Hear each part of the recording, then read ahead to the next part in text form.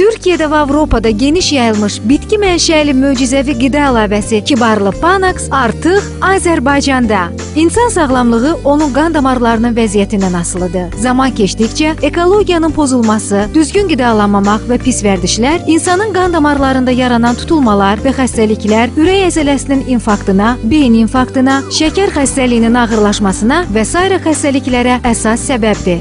Doktor Mustafa Eraslan tərəfindən kəşf edilmiş bu möcüzəvi qida əlavəsi Kibarlı Panax bütün növ qan damarlarının tutulmalarda, qan damarlarında olan əlqləşmələrdə rahatlıqla istifadə oluna bilər. Xüsusilə şəkərli diabet xəstəliyinin yaratdığı fəsadlarda, görmək zəifliyində, böyrək çatışmazlığında, ayaqlarda yaranan trofik yaralarda Panax istifadə etmək məsləhət olunur. Ətraflı məlumat üçün kibarlı.az saytına daxil ola bilərsiniz. 050 305 16 61. Kibarlı Panax için sağlam olun.